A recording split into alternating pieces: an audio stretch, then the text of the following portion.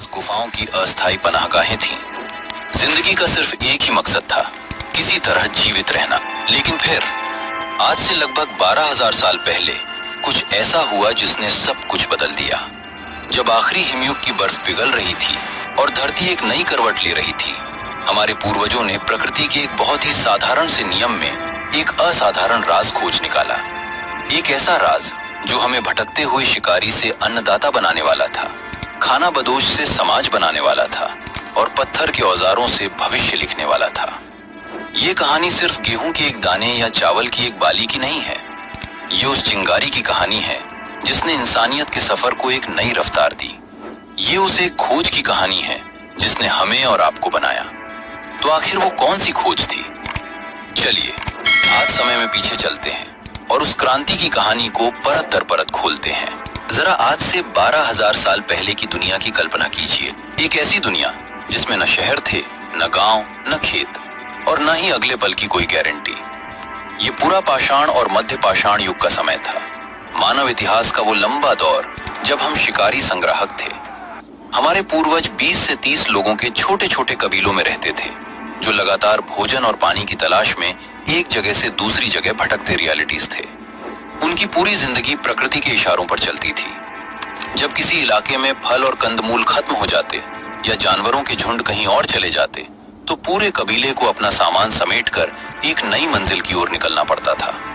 ये एक कभी न खत्म होने वाली यात्रा थी। इस जीवन में घर या स्थायित्व जैसी कोई बात ही नहीं थी। गुफाएं और पेड़ों की छांव ही उनका अस्थायी आशियाना हुआ करती थी,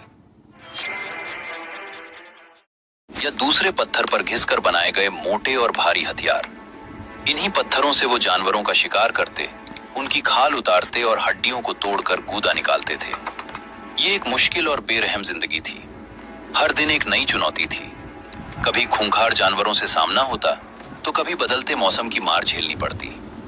भूख एक स्थायी साथी की तरह थी और मौत हमेशा आसपास ही मंडराती रहती थी। लेकिन इस संघर्ष के बीच भी हमारे पूर्वज बेवकूफ नहीं थे। वे अपने पर्यावरण के विशेषज्ञ थे। उन्हें पता था कि कौन सा फल जहरीला है और कौन सा खाने लायक। वे जानवरों के पैरों के निशान पढ़ सकते थे, मौसम का अंदाजा लगा सकते थे और जानते थे कि किस मौसम में कौन से पौधे कहाँ मिलेंगे। उन्होंने आग पर काबू पाना सीख लिया था, जो शायद मानव इतिहास की पहली बड़ी क्रांति थी। आग ने उन्हें सिर्फ गर्मी और रोशनी ही नहीं दी, बल्कि जंगली जानवरों से सुरक्षा भी दी। अब वे कच्चा मांस खाने की जगह भुना हुआ भोजन खा सकते थे, जो पचाने में आसान था और ज्यादा पोषण देता था। इस जीवन शैली में एक अजीब सी बराबरी भी थी। कोई अमीर या गरीब नहीं था, क्योंकि निजी संपत्ति जैसी कोई चीज ही नहीं थी। जो कुछ भी जमा होता था वो पूरे कबीले में बराबर बांटा जाता था। जिंदगी मुश्किल थी, पर सब साथ मिलकर जीते थे।